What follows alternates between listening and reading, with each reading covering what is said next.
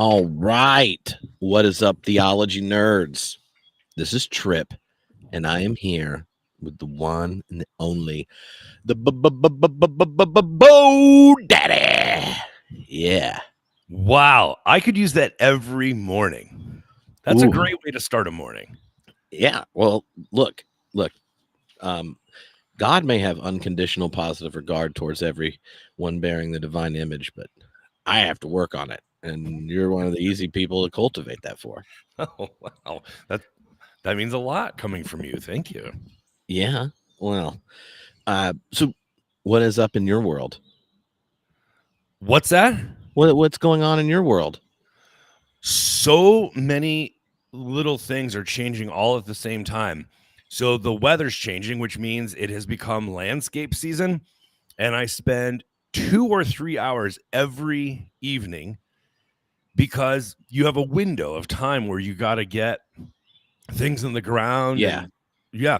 So like last night, I'm building a mini rock wall. I'm rototilling for a planting garden. I'm moving mulch. I'm setting up a self-watering system so that when I go on my big canoe trip, that the stuff still gets watered on an automatic timer. So it's busy, but what it does is it exposes Trip that I am a creaky old man. A creaky old man. Every morning when I get up, dude, it is I don't even know what to call it, a process of slowly loosening and warming up the joints and muscles so that I can progress through my day and recover from the previous evening. Yeah. I know that feeling. Yeah. I'm having it just because I was up to 1 to watch the Lakers lose.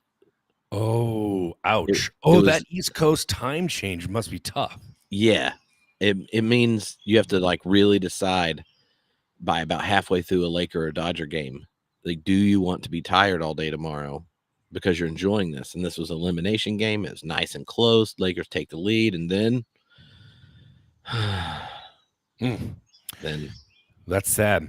you want to know what was funny though? Yeah. The game ends like a little bit before 1. And then Rolf Jacobson, the Hebrew Bible scholar and my boss at Luther Seminary, calls because he's a T-Wolves fan. No. And he called, just offering some loving care.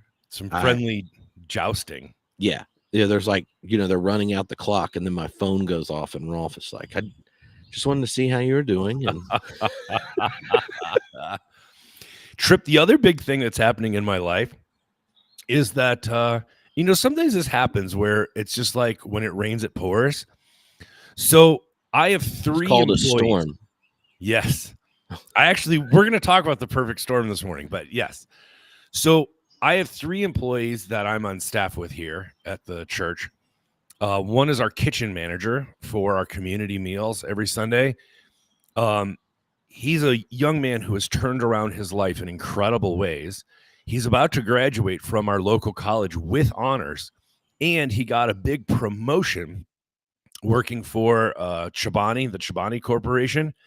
And so he's going to be leaving the position of being the kitchen manager. So today, after we're done recording, I have a board meeting for Everybody House for our 2 new employees. And at the same time, my new church musician, who's been doing a fantastic job, has met someone online and is moving literally on the other side of the world to pursue that relationship. So they'll be leaving this summer. And my assistant, my administrator, who is just a dynamo, she accepted a full-time position up in the Boise area that comes with health insurance and childcare. Oh. And so I am losing all 3 of my fellow staff members this summer, and we'll be replacing them. We're going to take the administrator job and we're going to split it in half. So we have to hire 2 people for that. And then the church musician. And then we're also splitting the kitchen manager position into 2. So we're going from 3 employees to 5 in a very short period of time. Oh my. That's too much change at once, man. Well, maybe you should stay with the same color frames for a couple months just to provide that consistency. It's like a mood ring. You can tell what mood I'm in. He put on the blue ones. Yeah. People do know when I preach in the red glasses, it's going to be spicy. They know that. Oh. Yeah. Well, there you go. You should put the key to it in the bulletin, where at the bottom it's just like, if Bo's frames are this color, anticipate this. Yep. Then you've had like some old member in your congregation sees the red frames and goes, Reverend, I think I'm gonna go check on the kids, and leaves during the sermon. It's just like, I don't want a red one. I could have done a green one today, Bo, but no red. The other thing that's happening, which is fun, and I apologize, I have not gotten to posting the Bible, your favorite Bible verse or Bible verses that should be included in mandatory curriculums. Yeah, I haven't gotten around to doing that because things are so wonky around here. But I got some interesting feedback. So I preached the first sermon in the series Sunday, introducing why even read the Bible? Why is it even worth reading? Right. And I made my best case for considering the reading of Scripture. And I got some interesting feedback from my congregation, including a call last evening where people, I really a Wednesday call. That means they've been thinking about it. Yes. Yeah. It was on a Wednesday night, right? Normally they just come to Bible study. We didn't have Bible study last night, but they come to Bible study and will give me feedback. But one of the interesting things is that after the service, so what I had done, Trip, is I tried to make the point that because Scripture, the books of our canon, are written in community, and that they create community, they are written to communities, that they have to be read in community. So I was really trying to get away from this solo Bible reading.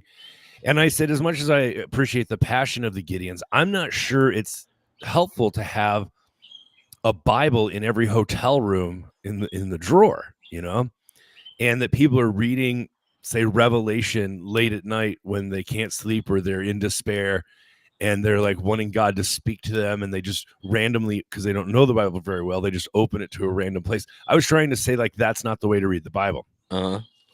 Well, my congregation surprised me because many of my people said, hey, Pastor Bo, I sort of disagree with you about this thing. I do see what you're saying about reading the Bible in community, but I also think it's valuable to read it by yourself. In fact, that's my main spiritual practice. And God speaks to me. God's Spirit, illuminates the text like you were talking about. And so I think it is valuable. So I've had to change my stance. And so I'm going to be making an announcement in this week's midweek email that I may have overstated my case, and that I will be modifying it to say you can't only read the Bible by yourself.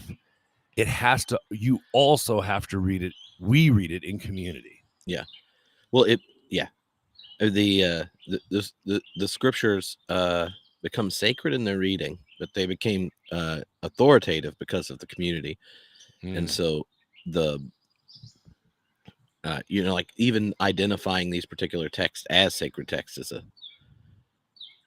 is a communitarian act, right? Like, that's what I said. Even the formation of a canon was communitarian. Well, Bo, I'm glad you got reprimanded. Those Methodists were like, what?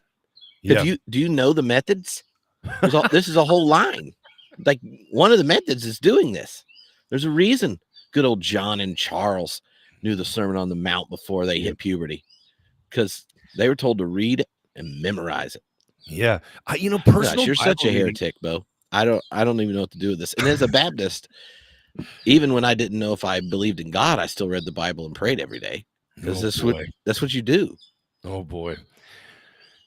Personal Bible reading, I really do have a mixed sort of take on it. I want people to be familiar with Scripture. I do. And I've seen so many wonky interpretations come out of people reading it by themselves with Yeah. no context or scholarship, and then they say, "Oh, it means this," or God Yeah. said this. You're like, no. Well, but you also have stories, probably unlike your congregants, of people that didn't even need the Bible to know exactly what God wanted for them to do That is because the true. Holy Ghost told them. Oh man. Sometimes it involves private jets. I've always wondered, like the when is the Holy Ghost going to decide something like that? Yep. Hey, listen, one of my dearest and lifelong friends had a Pentecostal charismatic church in MAGA country. And I kid you not, after 25 years, they had planted this church 25 years ago. They ended up in 2016, they had to shut it down. They closed the church because pre-Trump, pre-MAGA, they really believed in prophetic words that God's Spirit revealed to people, right? And that the word of the Lord would come to people.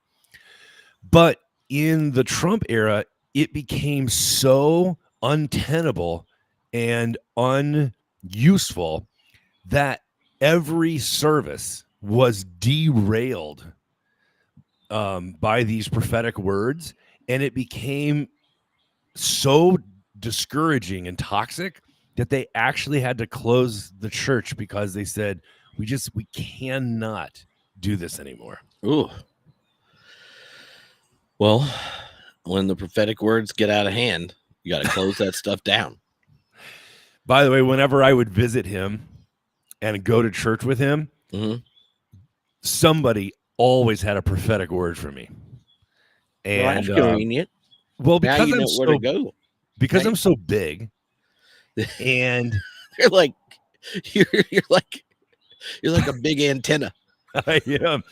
And so when they're up on stage and they look out and there's this new guy, and I look the way I do, and I have tattoos and my fashion sense and whatever. Fashion sense. I always knew there was going to be a word for me, and it was usually a word of correction. Oh, yeah. Is giving words of correction to individuals on their guests at your church like a growth strategy? It's like your first time in there, you're like, surprised. You know what's funny? You know what's funny? When people, let's say that life's not going very well for me. Maybe I've made some bad decisions. I have an addiction. Maybe my relationships are falling apart. So I finally think like, I'm gonna go to church. I need some divine help. And so people go, and then these words of correction come during the service. You would be surprised at how people do receive it for the most part. Oh, well, then maybe at the end of this episode you can give just liberal theology a word of correction. I'm sure they love people filled with the Holy Ghost to tell them, because I mostly have a giant list of questions, problems, and context stuff, and I can't even power rank which variables might be more important in all this kind of thing. And I'm like, I'm just gonna get Bo to tell me. Oh boy. Yeah. Well, but before we do that though, we do want to recruit answers to the mandatory Bible challenge. Yes. And I made a little speak pipe thing. So some people have already sent a few in, but Bo's gonna post it and we'll spread it around. So go ahead and send those in. It's gonna be fun. Yeah. You know what? One of the things that I'm running into trouble with, Trip, is keeping staff at your church. Well, that's true.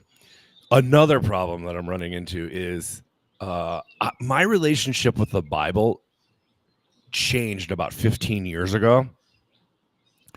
So when I realized that there's no archaeological evidence for things like, when the walls came down, the walls of Jericho, Uh-huh. or like that big battles, like a genocide would have happened in right coming into the promised land, and all that stuff, and that there's no historical record for something like the slaughter of the innocents in our nativity story.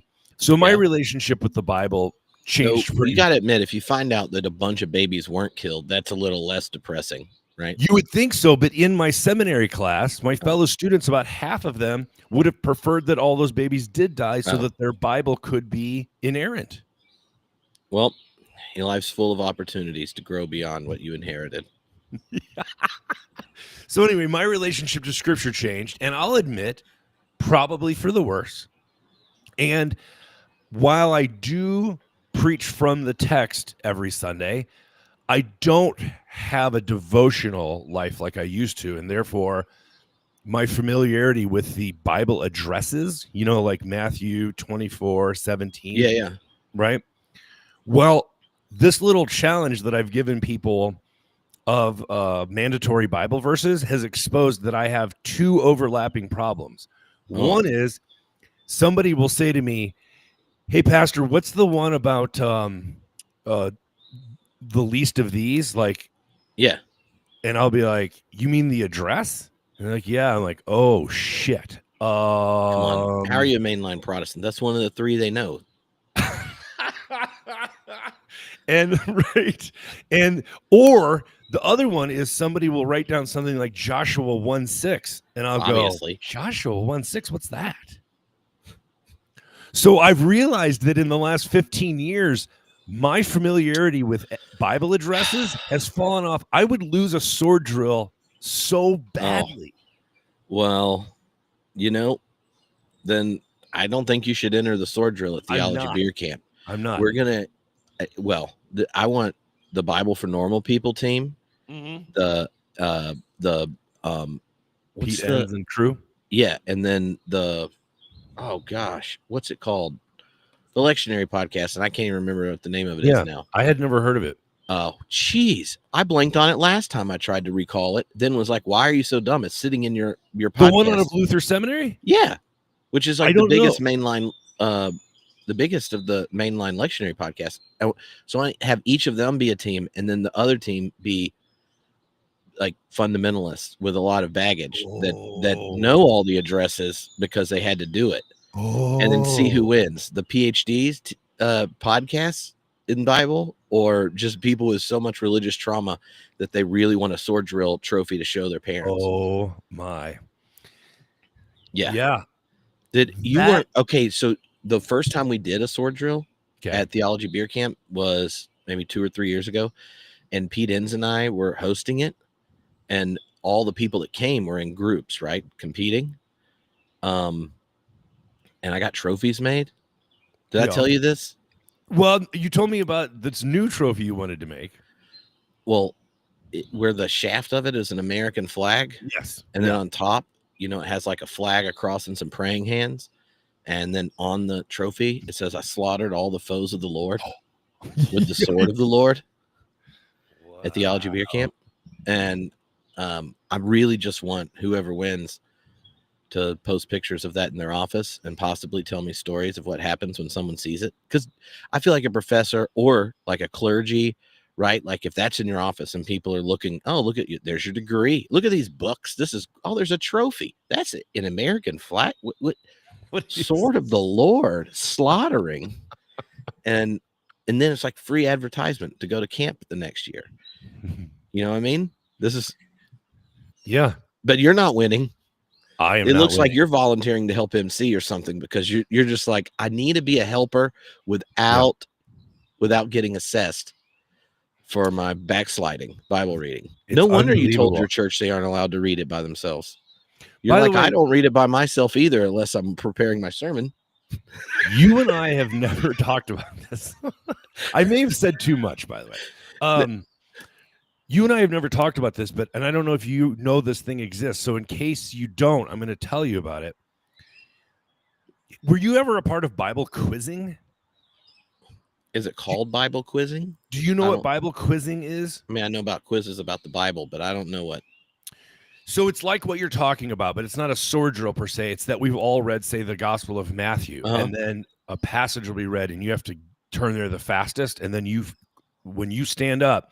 So the reason I'm mentioning this is somebody in Minnesota is going to have one of these setups that I'm going to tell you about, and you should get it for this exercise.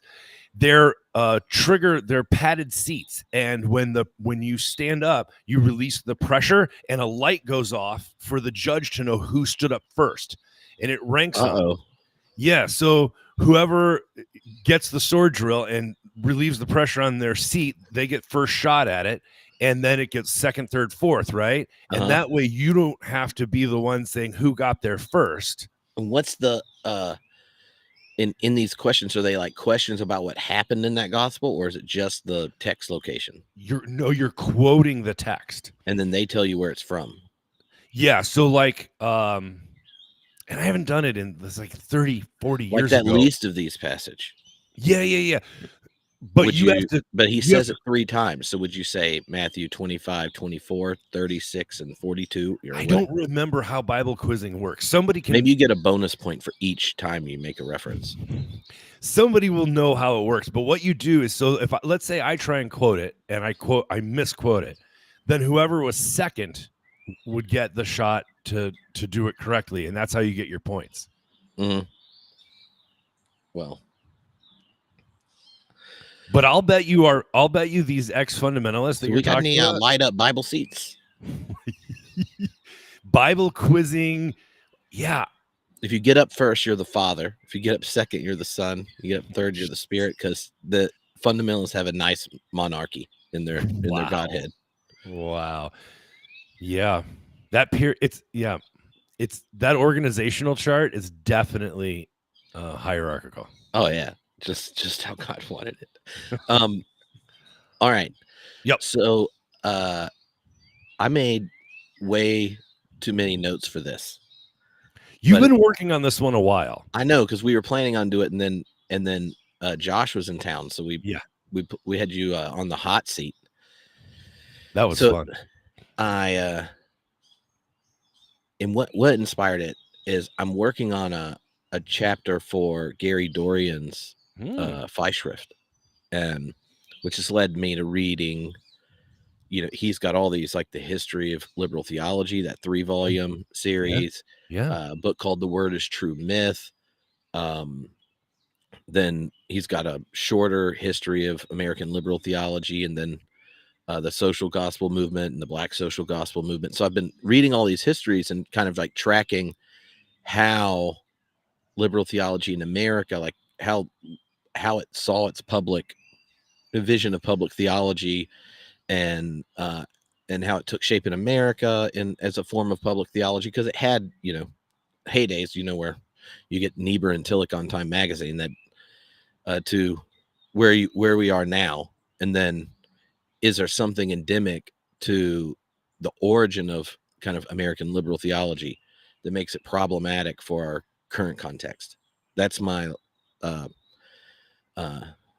whatever it is not generating vibrant churches that hand off the faith to another generation.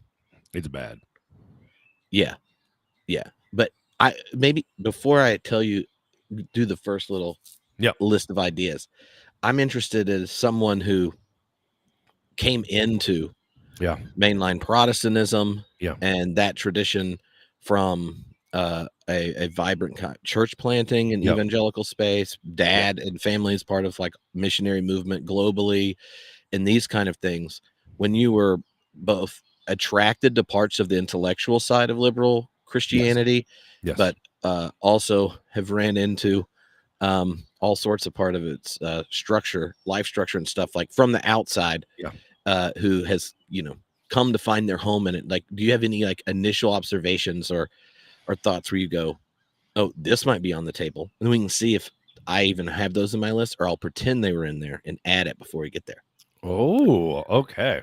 Yeah, you're good on your feet, so you probably won't even know. You're such good at ad-libbing. Then I won't tell. I'll tell you if I didn't even have anything near it. Yeah.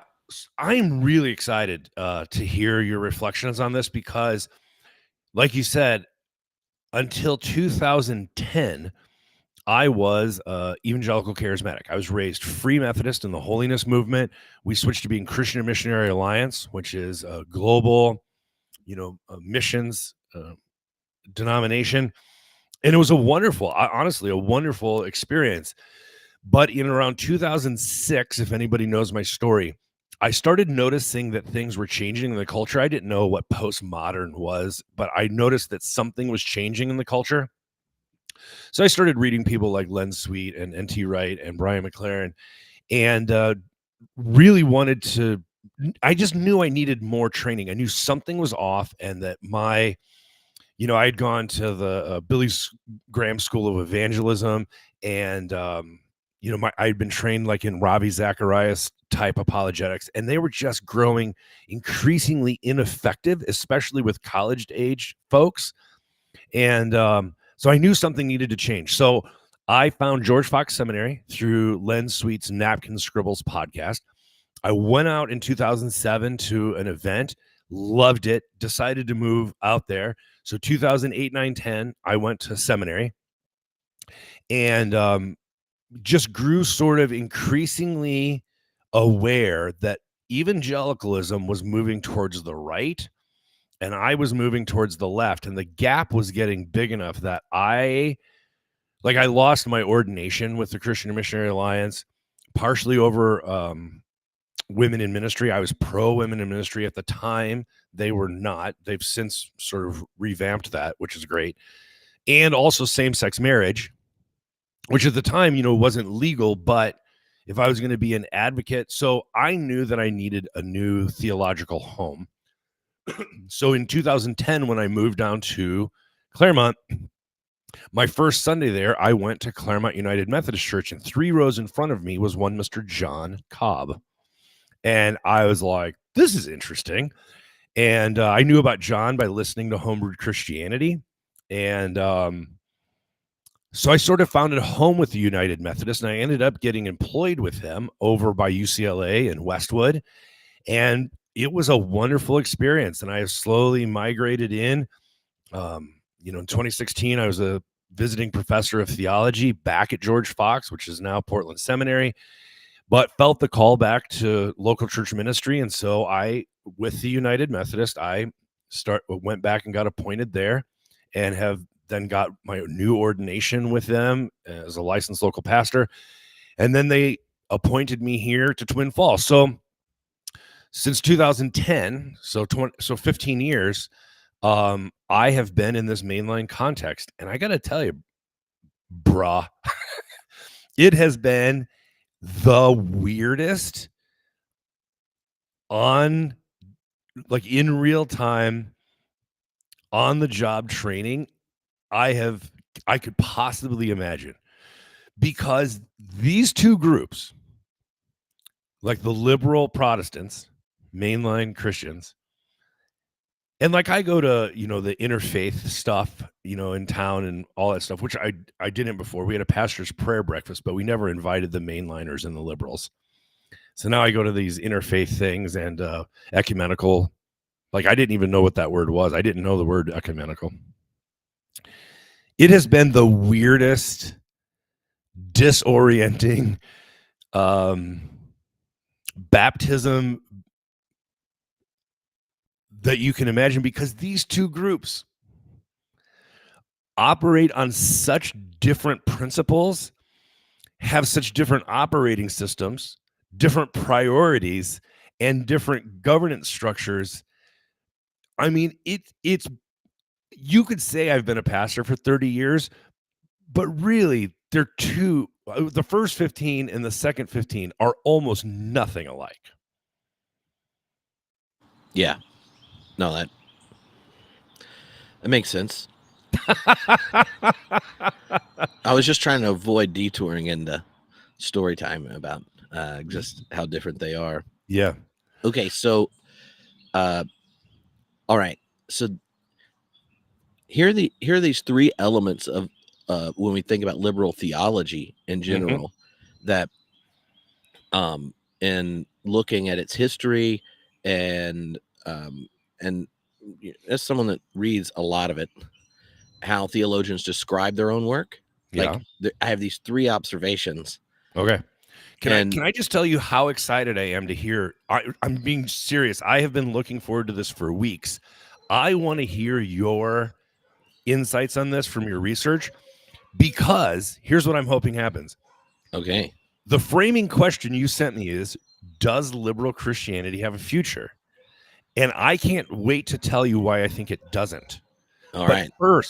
first, I want to hear your All right. framework. So And we're going to end with a downer. So everyone yes, get ready. yes, But don't I worry, do this is not Bo. think He doesn't want you to read the Bible by yourself either. I do not think that liberal Christianity has a future, but for a reason you may not have thought of that involves elevators. Okay. Yeah. Well, I mean, liberal churches tend to be ADA compliant, Bo. I'm just saying. Amen. All right. So there are 3 things when you look at kind of liberal theology and then when it stops having significant traction in the 80s through today. One is like since the actual decline of mainline religion started, and it's been on a rather steep cliff, that has not stopped ongoing productivity among liberal theologians, right? So Ooh, okay. the like liberal theologians, progressive whatever, the ones that teach mainline Protestant ministers um, have a kind of intellectual vitality that continues to go on. It continues to engage all sorts of different things in the academy and other disciplines and all that kind of thing.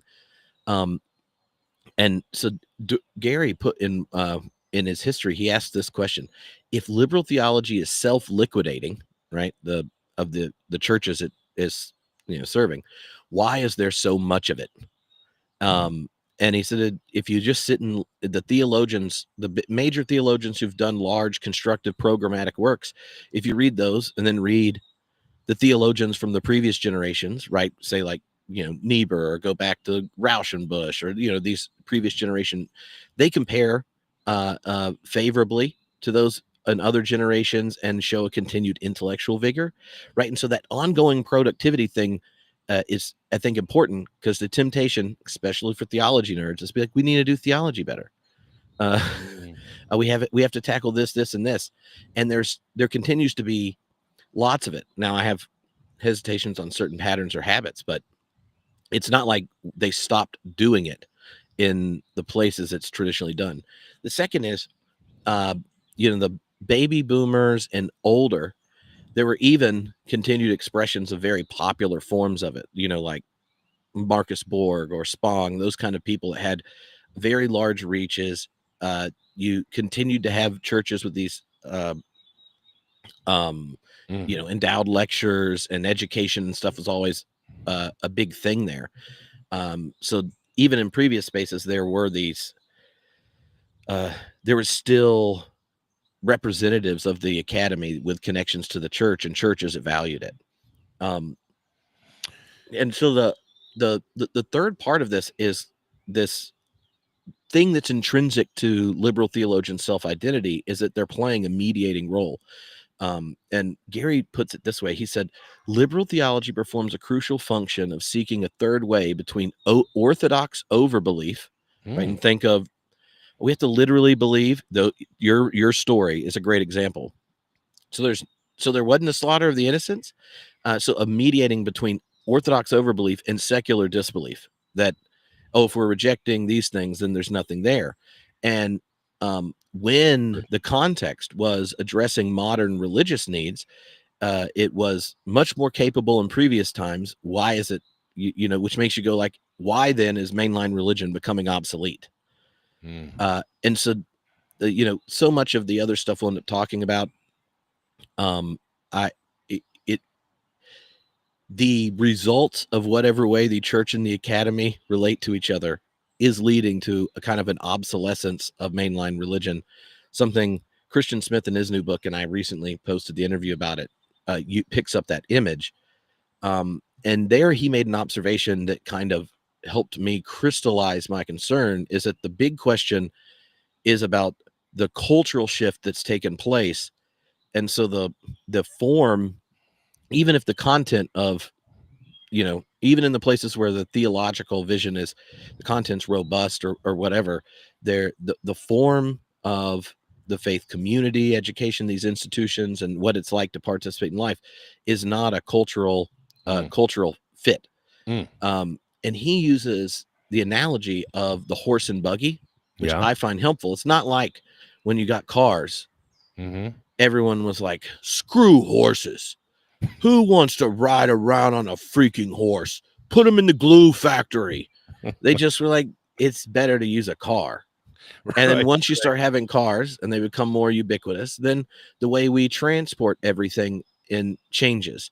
The Yeah. where you live to connect with work or school and stuff changes the moment there's cars. Yeah. But it wasn't like Ford is sitting there like, we're gonna get a Model T and then we're gonna take down horses. Yeah. Screw Mr. Ed, and I think that the cultural shift plays such an important role that both churches on the ground that are still there, vibrant, and want to hand off their faith, and theologians who so much of liberal theology, right, existed where the church was culture dominant. Yeah. And so that mediating task of between orthodox overbelief and secular disbelief was still in a culture where so much of the Christian tradition and imagination was both present, and even if you weren't engaged, was respected, right? So just I mean, we still have a hard time having politicians that don't at least genuflect towards some faith tradition. Right. Now, not sure how you count our current one, but nonetheless, he's nominated himself for Pope. So, who there's that. Oh my. Okay, but what do you think about that? The like cultural misalignment might be bigger than, oh, we haven't got a good answer for this or something. Yeah, no, this is such a fascinating thing is you're right, the vibrancy of academic theology within the liberal tradition. One of the things that it makes me think of is the institutional provision of, the architecture of the academy and of intellectual Christianity, that the architecture provides a framework that is still upstanding, right? These big cathedrals are still upright and they may be falling into disrepair, but the framework is still there. And so within those, they get called ivory towers, but within the institutional provision of academic theology, things like endowments, like endowed chairs still exist. And so a place like Claremont, even in 2010, when I moved there, those endowed chairs, you attract a caliber of scholarship that a place like, for instance, where my dad worked at an evangelical seminary, they don't have endowed chairs. They don't have an endowment. It was all tuition based and giving, right? Donor based. And so what an institutional provision can provide space for is a high caliber of scholarship that's really fascinating. But at the local church level, one of the things that really stood out to me is when I was a church planter in upstate New York, let's say because we had Saturday night church and Sunday morning church, let's say that we had 180 or 220 people in worship in a weekend. But when it came to our annual meeting, we could barely get 60 people to be members, and half of them wouldn't show up for the annual meeting, and we wouldn't even have sometimes a quorum in order to adopt the new budget. Okay. Then versus that, in the 3 mainline churches that I've worked in since then, like Westwood in LA had over 600 members, but on the weekends, we were lucky if we got 100 in worship. So like 220, 60, 600, 100, like what it means to have a membership versus a vibrant worship community, an expression, like the contrast between these two worlds. One is entirely sort of, I want to call it ad hoc. It is, we started this church in 1998, and through giving and however else we make money, that's how we keep the doors open. In the mainline context, you say we've been around since 17 something or 18 something, right? Like this church that I'm currently in was built in the early 1900s, and the education wing was put on in the 1950s. And we have, hundreds of thousands of dollars of endowments that specifically go to upkeep of the stained glass windows and the pipe organ. More money goes to that than to our actual mission and ministry. So I just wonder if it's the institutional framework, the actual rafters that provide a space for liberal scholarship in a way that, evangelical and charismatic churches, just because they're sort of Johnny come latelys, they don't have just the studs and the rafters. It's just something I'm Well, when you don't have like that, where half your budget's already covered by an endowment kind of thing, then in a sense, the market incentives require you to be more compelling and all those kinds of things. Yeah, but also to write at a more populist level, to make things more accessible. You don't have the luxury to have, the like the superstar, the high caliber, right? You don't have the space for it, because it all becomes about, well, what are people going to eat this week? Mm-hmm. It's like a Michelin 5-star restaurant, right? Well, one of the things even about that is, when you're trying to play that mediating role of more traditional religion and then the larger secular culture, your language takes a very different shape, even if you even agree on scholarship, than someone who's primarily talking to their more evangelical or orthodox church. Like, think of, I guess we probably shouldn't use names, but there are the number of people who've been on the podcast who, their primary audience are their fellow co-religionists, and then ones that are in the more liberal thing. If you were off the mic and we played the quiz of like the stuff that freaks you out in Bible class, almost all of them are like, yeah, well, Joshua knock down the wall with some horns and kill everybody. Like, they all know it. It's just it comes out really differently when you're not looking when you're looking at your co-religionists going, we can be smarter, we can give a more beautiful interpretation, that kind of thing. A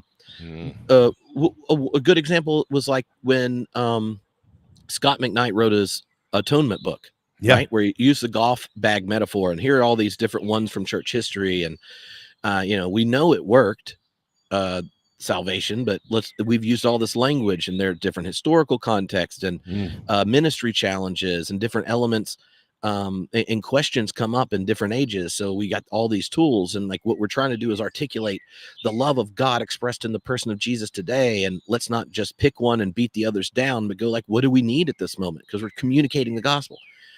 But someone else could like, well, look, let me tell you, these are all historical accidents of church history. Let me give you the context from which it comes up, blah, blah, blah, blah, blah. And now let me give you one for our context. And they're doing something similar. It's just one, the way you tell the exact same thing for an audience where you assume you're like secular scholar from the other departments reading your book, you write different. And then it has a deleterious effect on sermons by people that think that's what successful articulation of the tradition looks like. But okay, so I made a list of a number of things that are a part of the cultural shift. So I thought I'd just read them out, and then you tell me if you would power rank certain ones. Okay, I'm ready. More important than others. And the first one is something that it's actually not about education. And this is something, if people go and look at a couple times, this has shown up in the graphs about religion streams with Ryan Burge, that if you want to know who's most likely to go to a church, and believe in God, and these like actually practice it and have beliefs, it's people with 4-year degrees. They just also happen to be married with kids.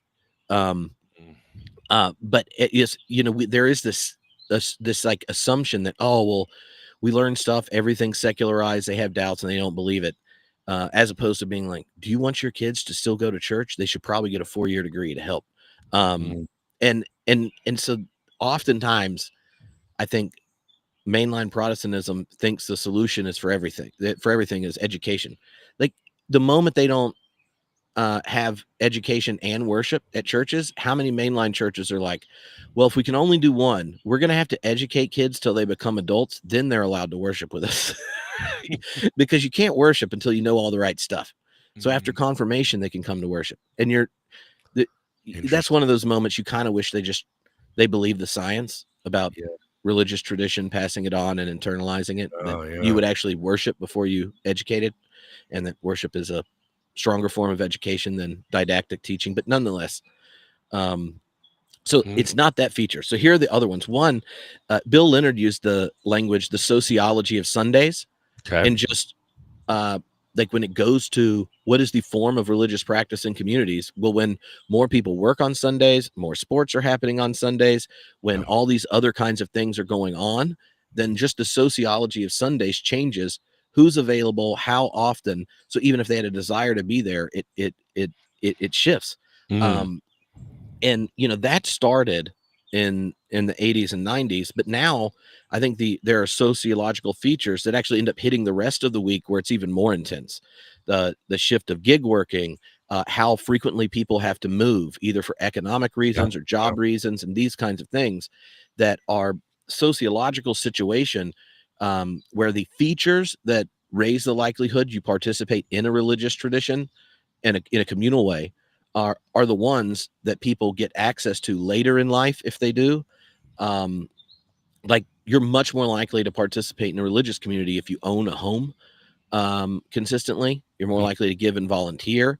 Why? Because you're connected, you see yourself in that community. Well, if for the people that were born in mainline families, they're much more likely to not get married till their 30s, buy a house later because they're moving around doing graduate degrees, career advancement and stuff. So that sociology problem that first started like, oh, we got rid of blue laws, has now expanded to the Mm. whole week is now occupied on a different calendar. And there are all these other demands. Yeah. And that's a cultural situation that Yeah. could make obsolete not just religion, but all sorts of community organizations, all sorts of webs of relationship that ground you in a place and in a space and on a timeline. Now, our shared narrative is the economic calendar, or the school calendar, or our sports calendar, um, and um, and usually the other calendar is having to fit in what the market demands. So, the I think that sociology thing's huge. Um, Another one is like cultural pluralism problematizes social bonds in all sorts of ways. So if we just look at self-report data for like identity markers, you're less likely to choose a category even if you match the enactment of it, right? So mainline Protestants, quite a few of them will check none on their religious identity, even if they go to church, right? So they're, Yeah. those kind of things, but it's in general. So not, so like you have a multiplicity of things you have identity in, but very few of them claim more than just this little sliver of your life. And that whole kind of commodification of identity, in a pluralistic environment means that any one community has little demand on you and you selected it for what fits you, right? Yeah. uh, Another feature is that trust and authority has shifted from institutions to influencers, where like we don't trust any, like say the nuns and political independence have a parallel rise. And it's not because we stopped, well, we did stop having a democracy, but you know what I mean. We at least still have elections, but party participation drops. We still are spiritual and have religious practices. That's one of the, you know uh, like even the nuns have stopped rising, right? They're Mhm. but when you go to investigate them, that they have lots of features that would traditionally be religious. So and shifting to individuals who someone trusts, and this is true when thinking about politics or religion or whatever. And so that shift is important. Another one, and this came out even just this past week in these two big data sets on American religion and the election, is that mainline Protestants have, in a sense, celebrate the fumes of nostalgia. So on social issues that mainline Protestantism led the way on and then became culture dominant, like women, race, these kinds of things, they have those and celebrate it. But they're hesitant about clarity on contemporary issues. Mainline Protestants, LGBTQ stuff, Israel, Palestine, all these other kind of places that might beg the question, like, well, what would Martin Luther King Jr. sermon sound like today? They're like, whoa, come on,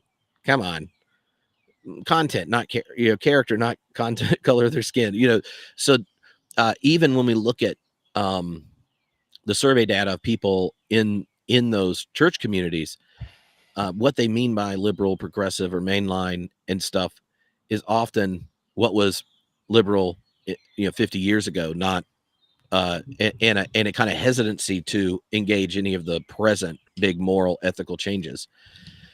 And then the other two features is, in general, this disappearance of ritual and a crisis of narration. And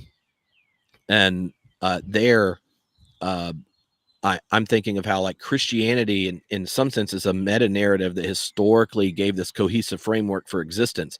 But if the narrative imbues life with meaning, support, orientation, it essentially transforming being in the world into a sense of being at home. But for narratives to function that way, it that shows up like the Christian calendar, festivals, life transitions, and the ongoing rhythm of faces that you see in your community who are in this larger narrative with you. When it goes to rituals, those, if you think of them as narrative practices, then those practices are intrinsically embedded in a broader narrative, and they serve as a kind of Byung-Chul Han puts it this way: they serve as symbolic techniques of making oneself at home in the world, structuring time and rendering it habitable.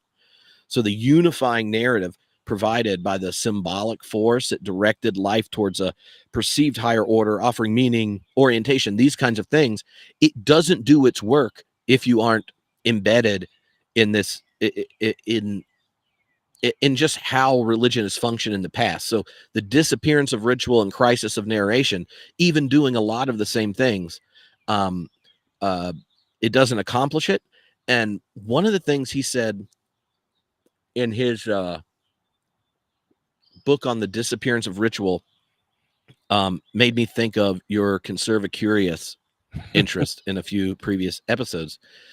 Okay, I wrote a paragraph summarizing this just because I put it last because I wanted to know what you thought about this.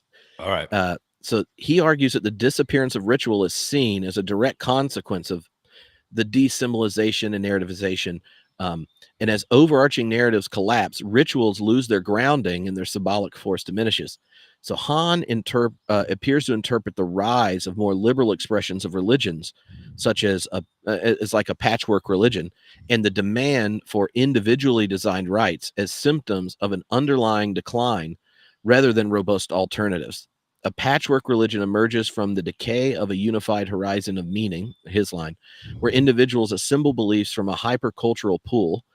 And so he ends up arguing that pluralism might signal the end or annihilation of religion in a deeper sense, not its vitality, which both makes you think of, does liberal Christianity have a future, and our hesitancy around all those issues, and go, why the hell are people attracted to your previous conservacurious conversation we had?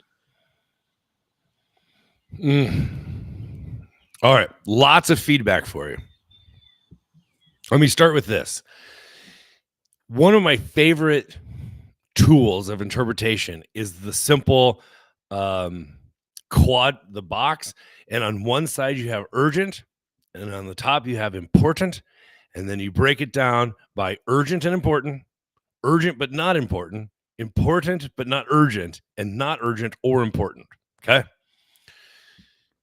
It is so clear to me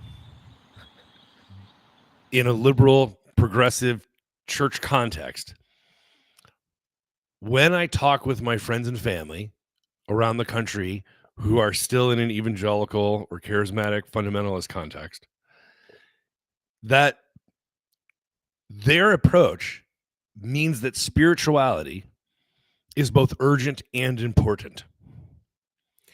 And one of the things that I have grown, a conviction that I've grown, is that in our cultural context, like you're talking about with this shift, that what basically I'm trying to sell is a spirituality that is important but not urgent, right? Like, for instance, let's say dedicating babies. In an evangelical context, it's really important because you're dedicating that child unto God, and that's their best chance of becoming a good person and a person of faith, is to develop that relationship with God, to cultivate that in community so that they can avoid some of the pitfalls of, classic teenage behavior and regret and shame and sin, right? And become the person that God has called them to be. That's both urgent and important. Versus what I have experienced, and many, many of my mainline pastor friends that I've talked to, is that when young couples or young people bring their baby to be baptized or dedicated in churches like ours, it's a standalone event. It is done often to appease the parents, or like now the grandparents, or because somebody grew up in the church and they want their kid to have some connection to the church. But there's no commitment to bring them weekly to worship or to Sunday school. They're not modeling faith by attending. They might come twice a year or once a month. It would be a lot. So they're not modeling the practice of faith for their kids. And so what happens is, Trip, I feel like in our model, one of the inherent downfalls is that as a minister, I'm trying to present a spirituality that is important but not urgent, but often how it is received and put into practice is neither important nor urgent. And Oh so yeah, that makes people's sense. what's Important and urgent category. That's organ. That's where you put the organ endowment. that? Bo and Touche. I both worked at churches with organ endowments at the same time. It was, Yeah. you're like trying to find money so that Yep. your youth from less privileged families can Yep. go on a big service project, and they're Yep. like, no, but we have an organ endowment. Yeah. The Schaefer Memorial Organ made more money in a year than I did as the pastor of children, youth, and families. No, there is something, I mean, incredibly, if you have not been on the inside of a system like this, there is something so discouraging, confusing, concerning when you start finding out how the sausage is made. It's it's both a vestigial tale from a previous era and also just a complete baffling set of priorities. Is it really a vestigial tale, or is it just a large endowed organ? or, or a zombie category of something that is still upright but has no life in it. I don't know, bro. Oh man. So, Oh, so in contrast to, and here's the funny thing is, when we critique groups that we're not a part of, all of us do this, we often focus on the strangest or most fascinating or most bizarre or most outlandish, extravagant aspect of it, right? But miss how they self-identify. I always use the Presbyterians as an example. If you ask a non-Presbyterian about being Presbyterian, they'll often talk to you about predestination or Calvinistic Reformed theology. But if you talk to Presbyterians, they'll talk to you about the presbytery, how they are organized and governed, right? It's how you come into, if you have a call, you come up through the presbytery, and that's what gives them their identity. But to outsiders, we focus on a theological aspect, right? And I feel like we do this with a lot of groups. So like with the evangelicals right now, if I were to ask a non-evangelical, they might talk about MAGA politics or atonement theory, bloody substitutionary penal substitutionary atonement. Like they'll talk about some aspect that to them seems bizarre or outlandish or grotesque or whatever. But the thing that they miss is a passion and a vibrancy of community and spirituality, the urgent and important category.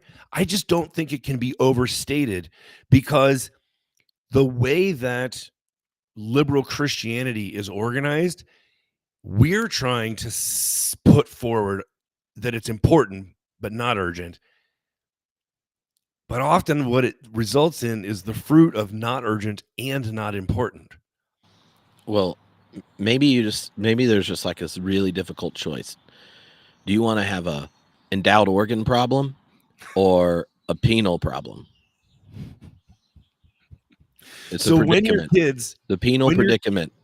when your kids get to the age where they have Sunday morning soccer and birthday parties, and you get a chance to a traveling baseball team or whatever it is, it doesn't matter if you start missing church.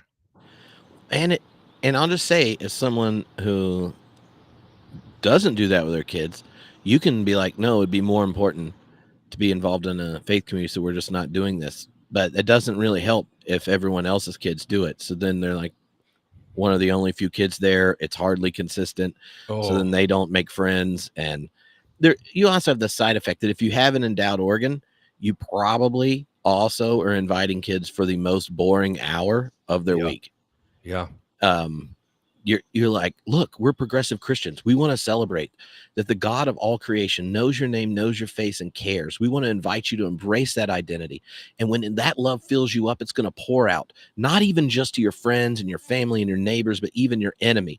And as you embody the way of Jesus, the love and justice for all, you're joining God in the reconciliation of all things, the conquering of sin, law, and death into the divine life. And you get to do that. And we're going to tell you about it in the most boring time of your entire week, dear child. That's the opening lecture of Christian education class for mainline Protestants.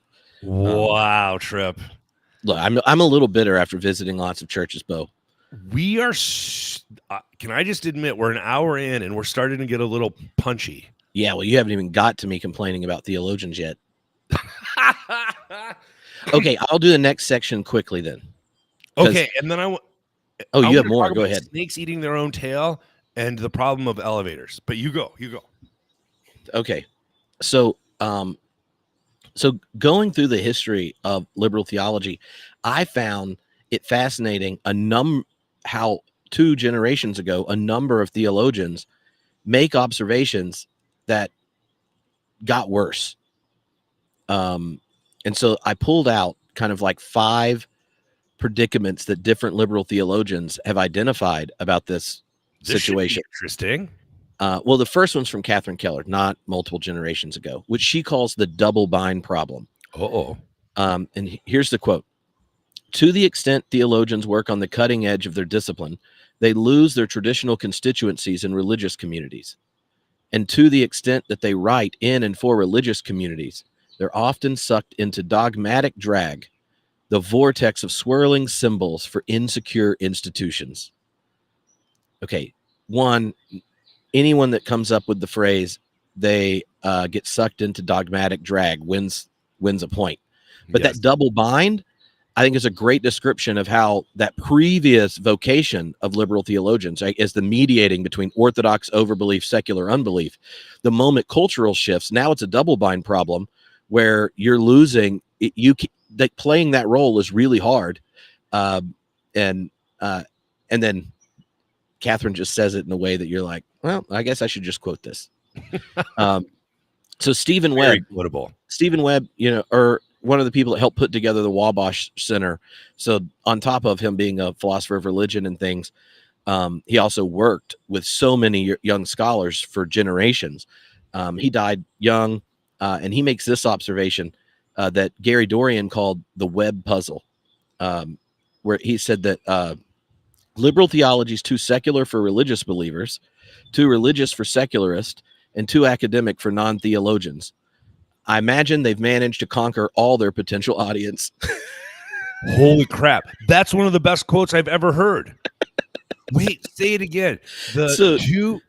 Liberal theology is too secular for religious believers, too religious for secularists, and too academic for non-theologians, thus conquering all of their limited potential audience. And I read that and I was like, hey, that's my podcast. That is a mic drop moment. That's a gut punch. Let me tell you. Oh, remember last week on the podcast, I was complaining because I don't have any friends. And we had solidarity around it, Bo. So I made a concerted effort this week. I called, and I'm being serious about this, I called everyone who I thought I might be able to have an interesting conversation with and just invited them to coffee. So I went to coffee 4 times this week with very interesting people and have had very interesting conversations. Do you want to put their names and assessments on the podcast? Did any of them mortified? You're like, the best one was going great, and then he told me that he read the Bible that morning, and I ruined our relationship. I said, actually, this Sunday I'm going to tell everyone not to. That's hilarious. So here's my new revelation. I might be a really difficult person to be a friend to, because if you are non-religious, I'm very churchy, right, as a pastor. But if you're a real Christian, I'm sort of a death of God in, descendant, as far as I'm deconstructed and post-structural and right. Like, I don't really believe in the concrete way that you do. I sort of have a Tolkienian ground of being, Star Wars force, spirituality. So I'm not to a secular person, I'm very churchy, but to a true believer, I'm sort of a wishy-washy, liberal, progressive, open-minded, multi-faith. You're like Qui-Gon Jinn, where the Jedi Council's like, look, you take this stuff so seriously, we can't have you like leading the way. You take the prophecies and stuff so seriously, like this matters to you. You don't understand. We're doing the Jedi Council, we're helping the Republic. Chill out, Qui-Gon. But then he goes and hangs out with other people, and they're like, oh, it's freaking Jedi. Who wants to hang out with a Jedi? Running around. And you're just Qui-Gon Jinn. That's what it is. Okay. But I realize I don't know enough about the new set of Star Wars too. I apologize. Everyone has their growing edges. Okay. So, but I realize that, like, I'm quirky. But everybody's quirky, right? But in addition to that, I also have this dual sort of loyalty where on either side, I understand why it's tough to know what I'm up to or where my priorities are or my loyalties rest. And so I do find myself, I'm in no man's land, and I get why I might be a tough person to be friends with. But it makes me think of my church too, like the type of people that might come and visit. It might be difficult to interpret. Like, there's a lot of Jesus talk. This is very Jesus-y and God-y. It's very, very God. But then also we care about the world and the planet and the immigrant and the LGBT community. And you're like, well, I thought you were a Christian. Yeah. Like, it might be tough, depending on what your frame of reference is, to know exactly, like, okay, but we sort of make fun of the Bible. Like, our pastor is like joking about it and explaining why Matthew had to have the slaughter of the innocents to tie into his Exodus story Yeah. that he's going to tell us. And you're like, right, but you don't think either of those things literally happen. And you're like, it's not the point. It's in the narrative. And right, like it Yeah. might be really tough as far as a learning curve goes. Mm-hmm. Because for some, like I have some people who have come over from the UUs, the Universal Unitarians, Mm-hmm. and they're like, we're trying to stick with you, but that liturgy before we get to the sermon, that first 25 minutes is really gaudy, you know? And if you sort of believe in a benevolent force or a higher power, you're like, man, it's really a lot of God in Jesus, you know? And then for people who are like, honestly, we've had some people come who are like post evangelical, but they brought their Bibles to church, right? Uh-huh. And dressed up. And so they come and then they're like, we don't know any of these songs and the music is super boring. We're trying, but we're bored. And you're like, look, it's just part of the game, dude. Like if it was good music, you might enjoy being here. Yeah. Like, did you think we wanted you to sing along? And then it's kind of like learning SAT words. Yeah. And then, like you said, if somebody brings their kids and there's maybe 3 kids, but like there's a first grader, a fourth grader, and a sixth grader, and you're doing one room Sunday school, but you have 3 distinctly different developmental age groups, and the kids are like, I guess so, but I didn't make any friends. Right? Yeah. So it's just, it is an uphill battle, man. Yep. All right.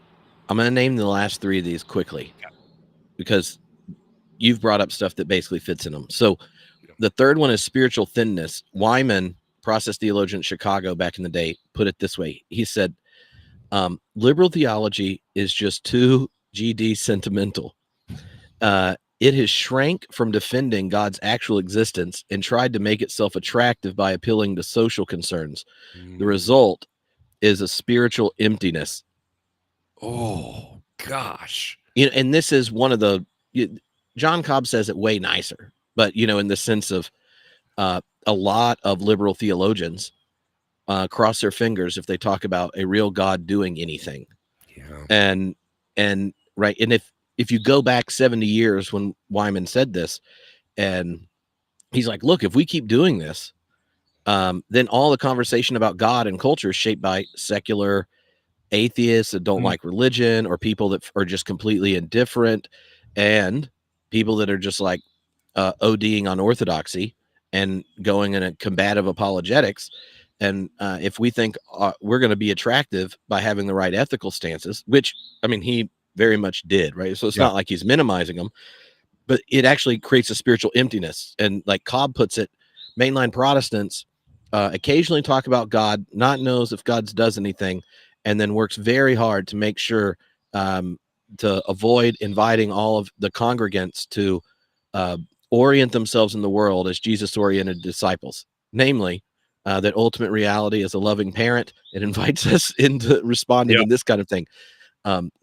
The next, you want me to name the other ones, or do you have? Well, can I throw in an anecdote? For the last 20 years, if I do a wedding for people who aren't super religious, one of the things I'll offer them is to make the ceremony more generic so that their non-religious friends and family can find themselves in a place to say, bless this union, right? And people often take that option. So instead of God, Jesus, and Holy Spirit, I will say divine love, right? Eternal, transcendent, mystery, right? I'll make it much more open-ended, less concrete and generic so that people can find themselves in it, right? And I will often get thanks after the ceremony for people to say, this is the best wedding I've ever been to. I've never been able to say amen to a prayer before.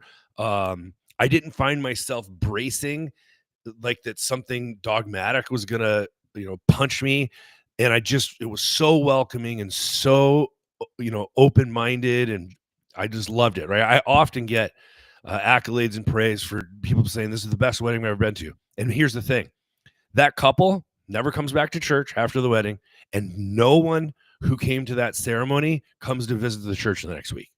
So I did all this work to make it more acceptable, approachable, welcoming, inviting, and it bears no fruit. Yeah, and I wonder, and I understand that situation. I was the person on staff that was much more resistant to doing it, and all the older ones were much more comfortable, which was just funny, you know.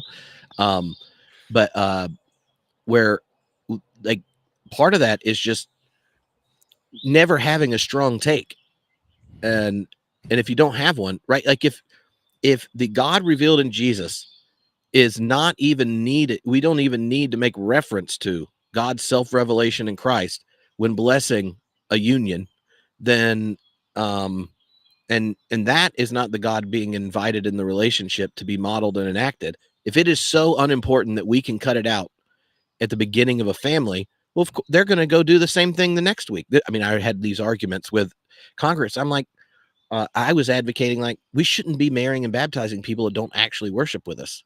Like, well, like there are plenty of places you can get it on the internet. You can just go get ordained on the internet if they don't want it to be a worship service. And Wow. when we sign marriage certificates, we say minister of the gospel.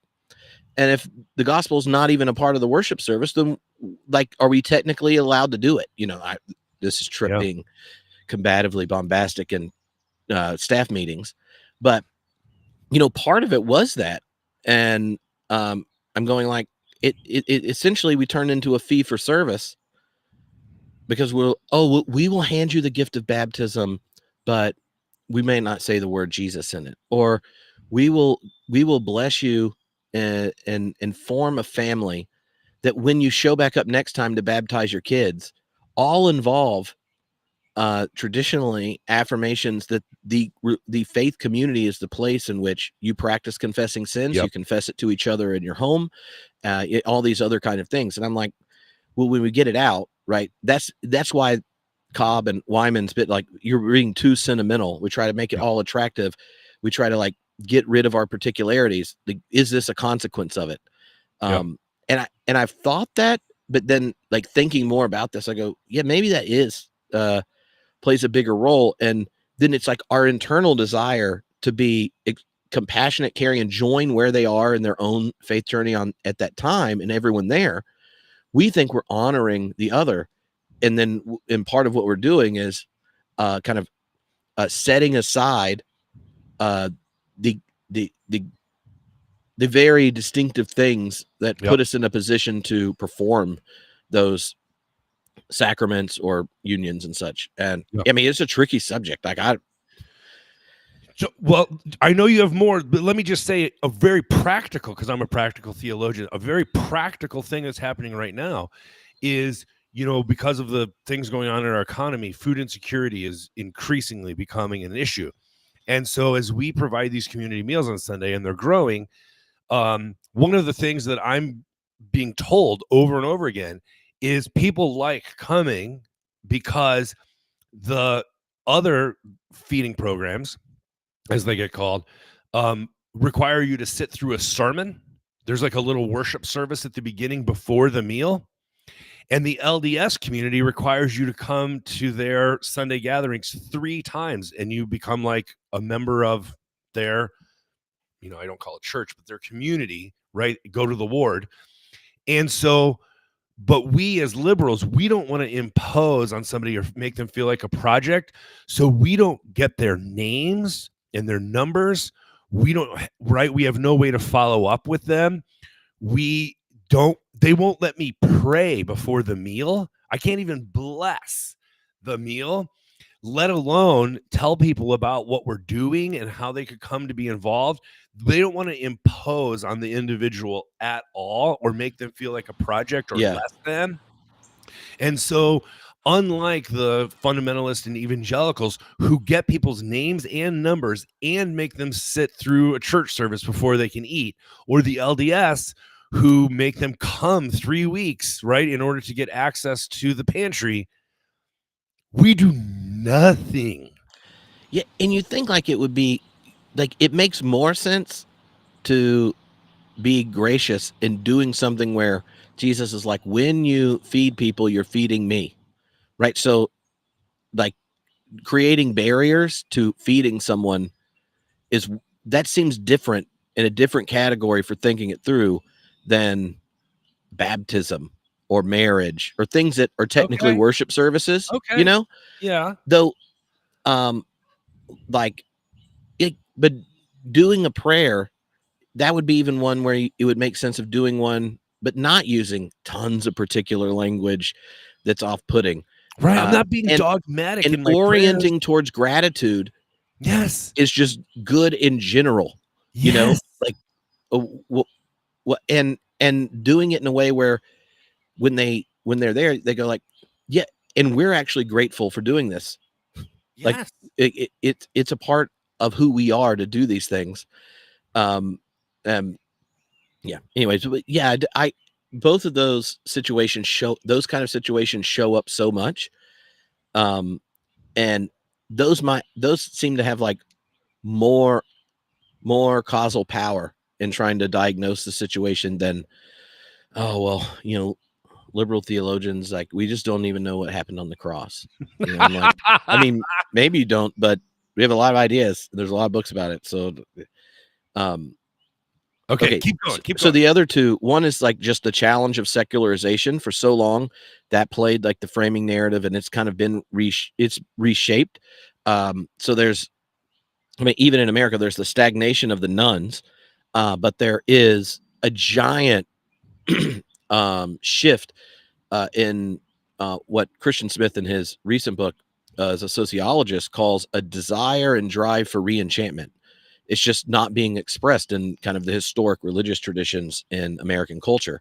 Yeah. And so kind of moving beyond like having a old style secularization framework set the problem to going, well, how do we become a resource and participate in people realizing and having this deep desire to kind of re-enchant life from the kind of flattened, late modern version. Um, because in the fifth one is, and this is from Bernard Meeland, who's a early process adjacent theologian.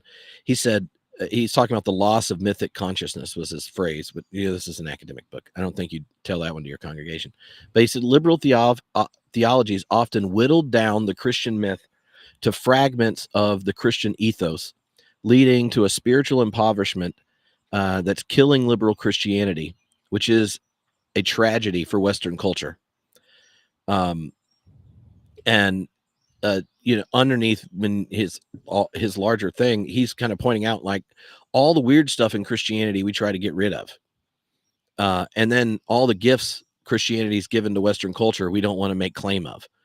And one of the books that has become kind of part of the cultural zeitgeist of thinking about this moment is Tom Holland's book Dominion, at looking at just, just that the historical accidents of Christianity and Western culture, even the critiques of Christianity come from a moral framework that didn't exist until you called an executed dude son of God.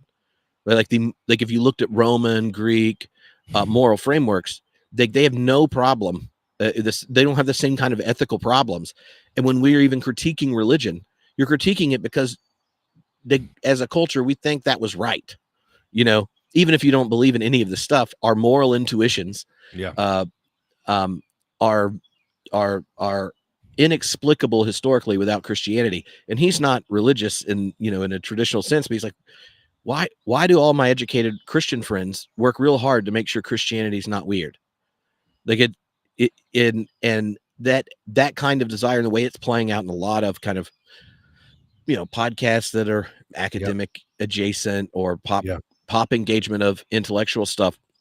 That book's there, and it made me think of that Meeland observation, that it's both spiritual impoverishment but also a tragedy for Western culture. So he's like, part of what liberal Christianity or mainline religion needs to do, right, is both um, have a strong enough voice to invite people right Yeah. into a deeper spiritual existence, and not act like it's kids and grandkids that are moral intuitions are shared, aren't their kids or grandkids. They're just, part of an inheritance that don't have a history. And anyway, so those were the like the big ones, thinking about a lot of the theological predicaments of such. That was good research, man. I think people are really going to come back to that because that was quite a collection of material that's super helpful. I also want to say that our comment section's been pretty awesome today. The newest one is Get Behind Me, Jesus says, many liberal Christians define their identity by what they're against. So there's no pride in who they are, what they stand for, which creates the disconnect between living values and growing community. That is a huge issue we haven't touched on yet, is defining yourself by what you're not. Yeah. And I really believe that you cannot feed yourself on what you're not. You cannot make disciples based on what you don't believe. Right. And this is the emaciated, what we call liberal laryngitis. Yeah. This is why it is so unnourishing, is when you, if you do define yourself by what you're not, or in contrast to, there's no life there. There's no nourishment in what you don't eat. Right. And so we're emaciated with this either in our expression or in our doctrine. Like, it's really a really sad situation that we have devolved into. It reminds me of that, Jesus line, man doesn't live by bread alone. Yeah. From responding to the temptations. In many ways, a number of these observations are like, faith doesn't live by moral platitudes alone. Because that whole experiential aspects there, which is was one of the other comments that Tony put up, who also said TNT is his favorite podcast and gets better every week. So, I mean, he must have great taste. Okay, you had two other images. Yes. So how about we do all of my potential responses next time, so we can talk about your two images, and then I might update my responses. Okay. And pretend that I was taking into account just how you continue to harass me throughout this. And do you want me to do my images now, you're saying? Yeah. All the problem stuff out, and then next time after you get a prophetic word, then we can get all the potential responses. In this book called Faster, written nearly 25 years ago now by James Gleick, I believe is how it's pronounced.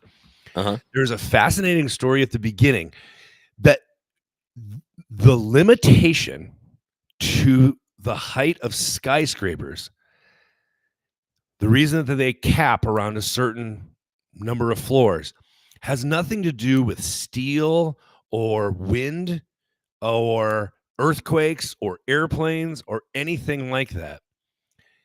It actually has to do with elevators, because in order to go through a certain number of floors, there has to be a certain amount of cabling, which requires a certain amount of storage space, right? Or hydraulics.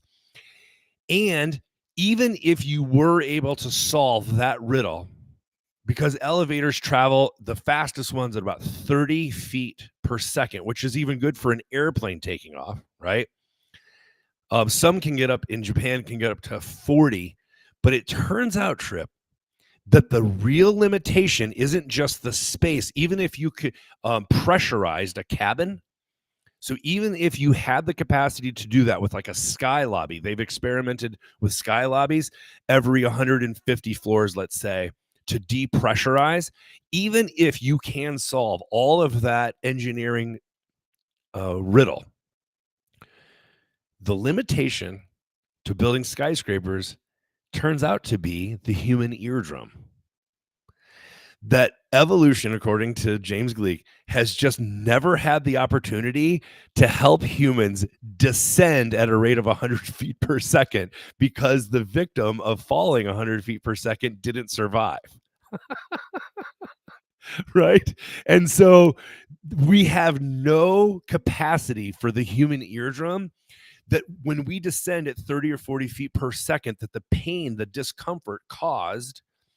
So in order to compensate for that, you have to pressurize. But in order to pressurize, it takes up floor space, which limits your ability to rent either apartments or businesses, right? In a corporate setting, it takes away the floor space and makes it non viable as a square footage per second. Or you end up having a slower elevator, which means that people have to wait longer. And actually, it causes humans are not good at waiting more than 40 seconds. And so, in order to go 150 floors, depressurize, and then 150 more, like, you can't do it. So, this matrix of complications all centers around the human eardrum. Okay. It is a built in limitation.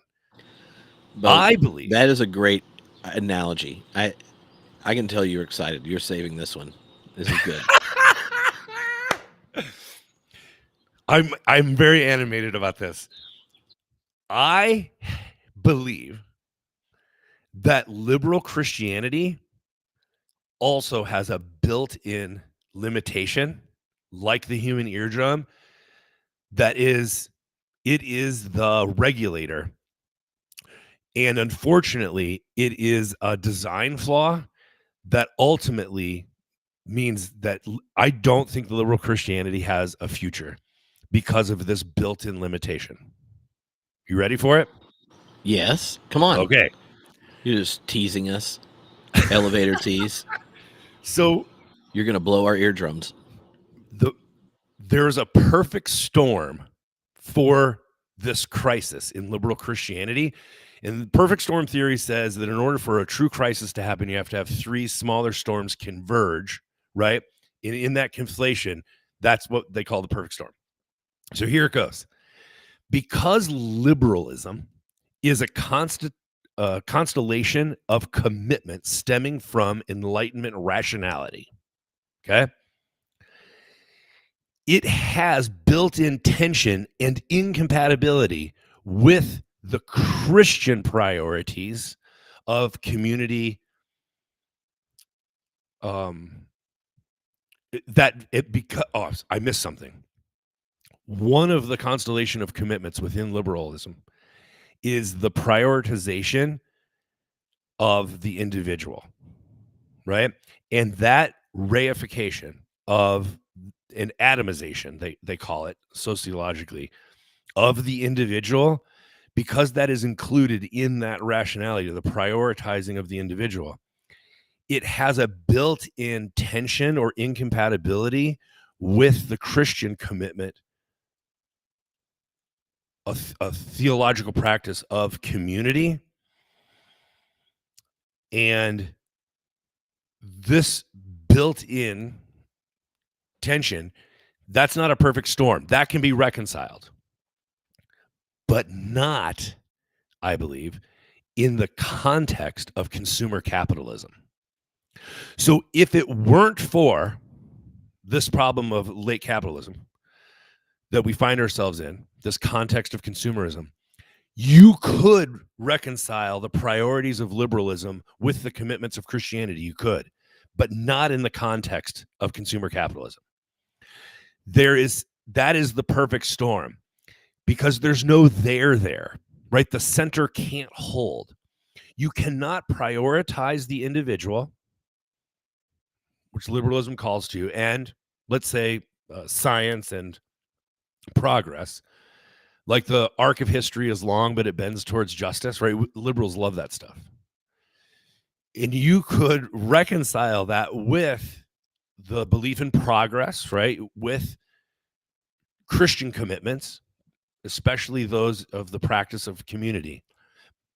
But because people don't come in as a blank slate, they come in already embedded in a constructive sense with consumer priorities, and therefore liberalism will always prioritize and center the individual over community in a way that I don't believe has a future. It is an eardrum problem inside an elevator, inside a skyscraper. Oh yeah, that I think the analogy really helps because there's a yeah, I like that a lot because so many of those different cultural features generate a predicament, and I think you're lifting up like no, like the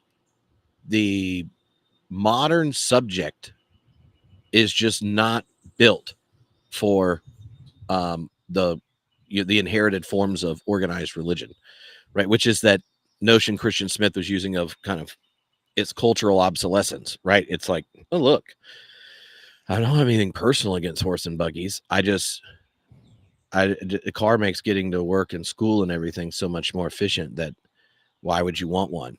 Yeah. And it's like a cultural mismatch. One of the images Smith used in his book, he pulled from kind of the study of avalanches, where you get all these small disruptions to the landscape. So then what generates the this massive slide is just one of many little features, and one of the problems in trying to think about this cultural mismatch, like the eardrum issue and such, is oftentimes we just point towards one of these small little disruptions that like becomes the linchpin for us to think about it, when it's really this giant collection. It's just when you notice the avalanche, you end up fixating on this one particular question or one particular problem, and then try to solve it, right? And I think you can see that in a lot more conservative spaces where they start to see some of these things and now we're going to have all the sports leagues at our church. Oh, we're going to have insert all these kinds of things, right? And what they think, oh, we're responding because there are all these choices that people are making, and to really have a tight knit community that forms us with kind of a shared vision and blah blah blah, then we need to occupy all those spaces for the people, right? And so then it's very kind of in or out. It becomes more antagonistic towards culture and all that kind of stuff. And so what you're saying like kind of helps think about even the places where you see different kinds of response rates. Not obviously they wouldn't have framed it that way, like here's why we're going to do this, but you can see like they have intuitions that this is what we're responding to. And mainline Protestantism, it was culture dominant in its heyday, so many of its habits and patterns are we're built when culture writ large was doing a lot of the identitarian work, as opposed to being resident aliens or whatever else you want to put on it. Yeah. Oh, that's really helpful, Bo. I like the image. Yeah, it was funny as that was the next point on my outline. I was going to talk about elevators and storms. One of the things that is most crippling is this liberal laryngitis, where it takes away our ability to speak about both big issues and small issues. So it takes away the ability to, let's say, criticize fundamentalist Islam because, their religion and the accidents of birth, if you had been born in that country and you did this, right? And who are we to say that they're wrong and that they in this, right? It's that this is the liberal laryngitis. It also handicaps speaking about, say, Zionism without that being called anti-Semitic, right? And Israel's foreign policy. And you're like, no, I'm not. It's not anti-Semitic. I'm very concerned about this thing, this political thing that's happening right now. And so the inability to take a stance on so many issues means that we have like this laryngitis on big issues, but we also have this crippling self-awareness and self-consciousness on small issues. So like if we were to if you were to put 6 to 10 liberal Christian pastors in charge of Theology Beer Camp, and that they decentered the decision-making process, and in trying to program, if you had a program committee And in that, this liberal laryngitis of like, well, we can't say this and we don't want too many of that. And who are we? And we don't like when people register, but if, we want to be careful that we don't, in charging people to come, that we don't make it so that some people can't come, right? Like in this, it's this hyper prioritization of the individual, but also to not be offensive and also to be welcoming. And can you imagine how much of a disaster trying to plan a conference would be if you were in a room with 8 to 10 mainline liberal pastors Bo, and academics? I've been in those meetings, and I just want to say you've understated just how problematic those things can be. I know the feeling. You know what? Here's one of the funny things. I mean, even thinking about that, right? So, Theology Beer Camp. I mean, really, I mean, I make almost all the decisions, except that one of the major ones is Christians should make most of the decisions that keep me from losing money on a giant event. And forcing me to plan things in advance, because I like to leave lots of things open so I can just see how it goes. But like the two things about it, the two elements of it that I'm like most aggressive with is like theologians and podcasters that come all the time, they end up having a lot of agency in it, and having a lot of people that are regulars in the contributor space is a giant asset for the building of community. That people that come get to interact with the people they may have met in a class or heard on these different podcasts and meet the other podcasters and stuff like that. So who I end up inviting, half of who comes every year, people have come a bunch of times, and it's a deliberate thing, which every other conference thing I've been tasked with planning, the idea that half the people would be the same and you would do a lot of the same stuff would be just shut out. Well, they did this, I try to like wait a year before someone does a keynote again, but oftentimes they're there, right? So, or half the podcast might have done something the year before and not doing it this year, but that's not the point. Like the community is the point, and you don't have a community if the planning team's the only consistent thing and everything else is new each time, right? And that was deliberate in response to experiences both of us have had in other contexts. And the other one is, like I work hard at, like, you don't get to do anything if you're not just going to come to the whole event, right? Like you aren't going to have someone there that's just there for a day. I try to kick people out of green room space. This time it's even going to be smaller just to make sure they don't hide. And all that's there because it's so natural for people planning an event like that, if you're a liberal Protestant, to be like, it's all just the content part, which no one says they're under contented at Theology Beer Camp, because it's built by somebody that has a very large ability to intake new ideas throughout the day. Other people don't have. This is at least what I've heard from people very close to me. They're like, who does 6 hours of theology in a day? And I'm like, basically every day. So but just just imagining walking into any of those places where I didn't have, I'd started it ability and going, here's what I want to do. Yeah. Yeah.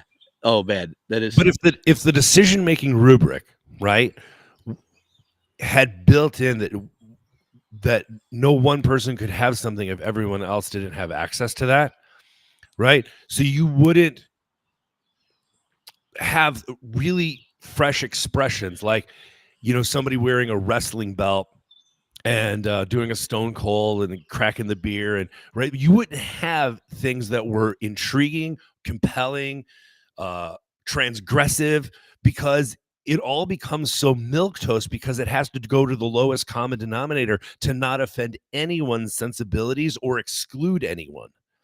And because of that unwillingness to do that, because we prioritize each individual, the result is that it gets washed out and diluted to the point that it's not worth coming to and it's not compelling, right? And even if you did come one year, you wouldn't come back the next year. Yeah. This actually reminds me, maybe sometime in the last year, one of this professional podcast consulting group was Okay. like, could we we're working on doing this consulting thing, and we'd love to like do a test of our assessment process on your podcast. And I was like, Okay. all right. Because they, I guess, had all these different metrics. They're like, oh, this counts as like a good one in religion, blah, blah, blah, blah. And when I talked to them, they're like, basically all the normal advice for how to grow a podcast and stuff, you don't do any of them. They were like, the Really? barrier to entry in most of your episodes is so high. Like, they're like, what's your demographic data? And I'm like, give it to them. They're like, how do you have so many people without graduate degrees? And I'm like, well, they just like these questions. So they listen and eventually piece it all together. I don't talk down or dumb to anybody. Yeah. Because the religious questions are human ones. Like, it's just, I'm interviewing people that for some reason their job is thinking about it. Yeah. But you don't learn what that person has if you just do like the baby version of everything they do, and then like the percentage of listeners that are in these classes that are even more nerdy, they're like, how does that happen? And, and I'm like, I don't know. But here's the funniest thing. Their comment about theology to throwdown. They were like, y'all do 20 or 30 minutes of an intro that could have just been what you did before you hit record. And I was like, but why would I do that? And they're like, well, when people are visiting podcasts to decide if they want to listen to it, if you don't get to the content within 3 minutes, they'll disengage. And I was like, well, what if you don't want somebody that's only there to listen to random episodes where the content matches? They can hit the skip button if they want to. I was like, but if the part of the fun, specifically if this is, if you listen regularly, there's a host of inside jokes and references to other things, stories of stuff. You start to learn them, then you interact and we hang out, and then you like join live and you're like make comments, and the next thing you know, you're like, oh, it's Trip and Bo are hanging out, and I like to hang out with them, and they're just happen to be super nerdy and try stuff out on each other. Take digs at one of them that doesn't read the Bible, and Trip tries to keep his face straight when Bo starts talking about organ endowments, and it was just funny, right? Like, and when you said the event thing, I thought that is exactly what an event consulting group would probably say if they were like, theology beer camp. And then I'm like, yeah, well, but they're like, but the result is, 20,000 people took a class last year, all these millions of downloads, blah, blah, blah, blah, blah. So like, you're just like counter testimony to all the advice we're going to give people. Interesting. And then you think about progressive Christian events.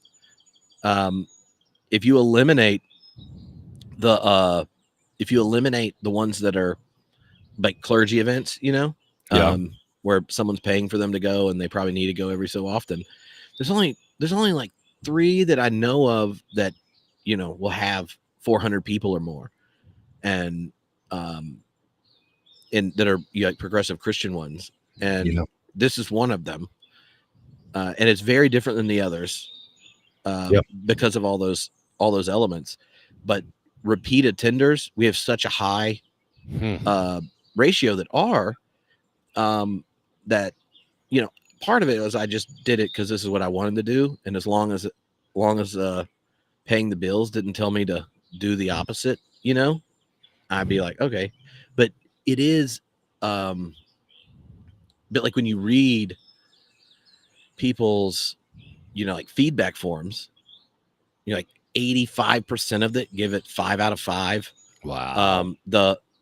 In their descriptions of why they came and what they enjoyed are things that are tangential to the specific content. It's the community aspect and these type of things, which I think doesn't happen, right? Even take the example of doing the rules for camp while Josh is imitating a professional wrestler. Like, half the room knows Josh because they listen to his podcast or seen him on other stuff. They're all in on it. The others are like, this is crazy, and I would like to be in on it, right? And so this year, someone, someone's going to challenge him for the belt, and I may be getting a belt made for the for to be handed on if he loses or kept. Um, and but part of it is like, oh, I noticed a lot of people thought this was funny and brought it up, so we'll keep it on. How can we include more people in the bit?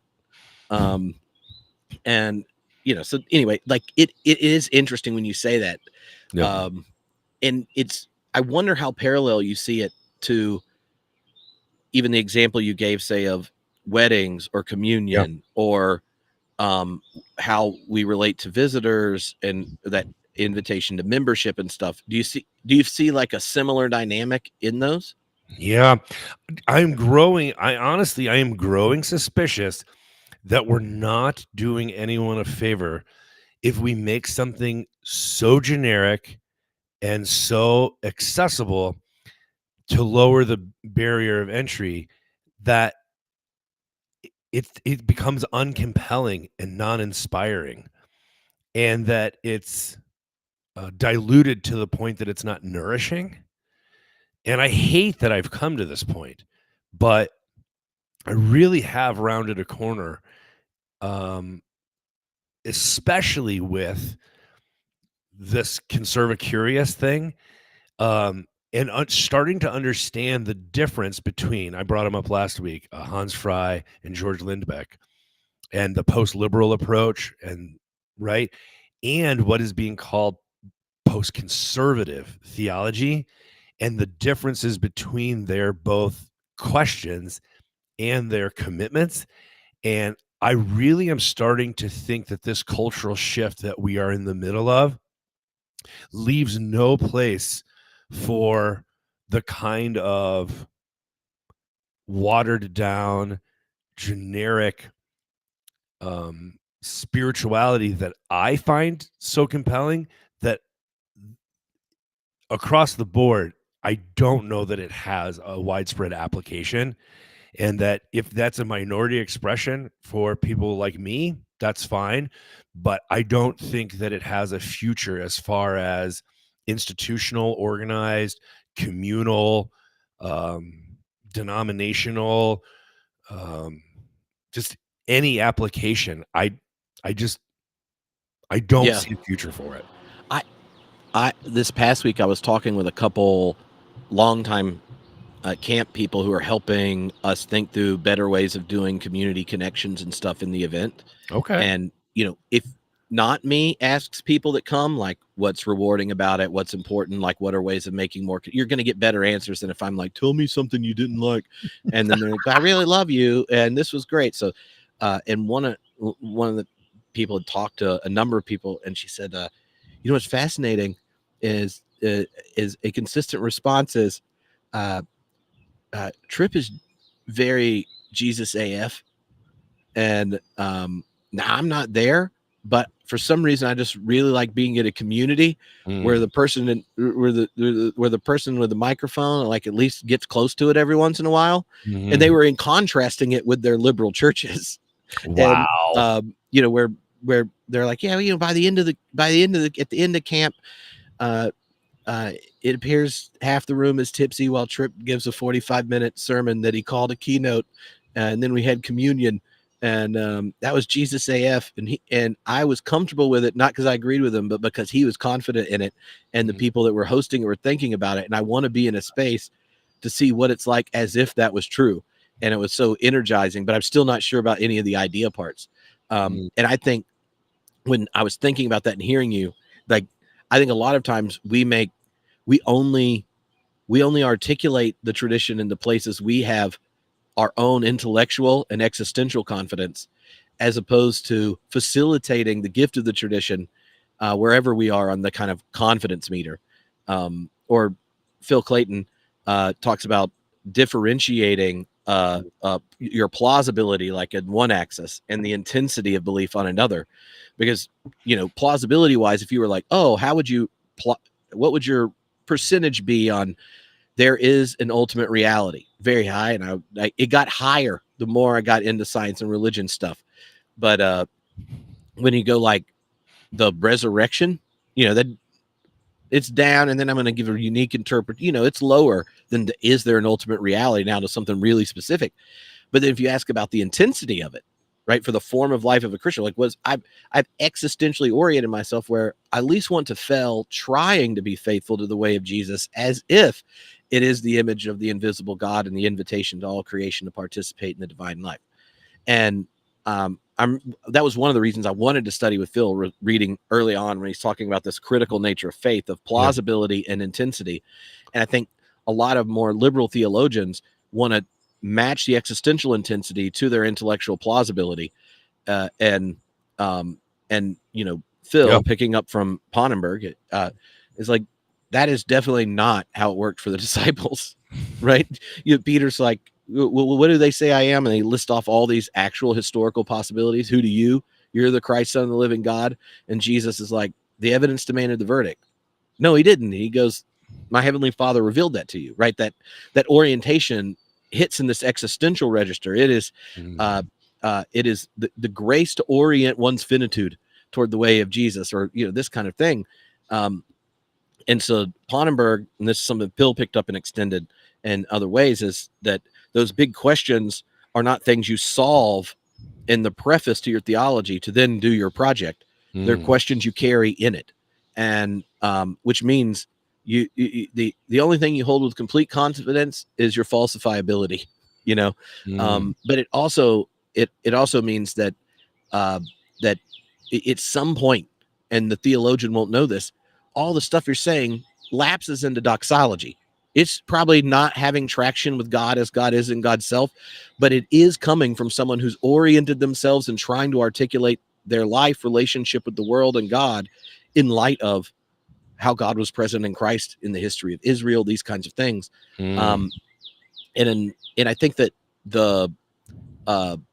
when the church was culture dominant, it's in so much of the form of life was a cultural inheritance. It's easier to match plausibility and intensity, and because the plausibility is just culturally higher and less diverse, and so much of what requires existential intensity to do for your faith is also sociologically assumed, right? Like charity, volunteering, attending, participating, rites of passage. It's just kind of how you're an American in that space. So as the sociology stuff changes, that previous dynamic that you get, right, like in Catherine's line of like dogmatics and drag and that double blind, and all that, those few segments we talked about theologians pointing it out, it becomes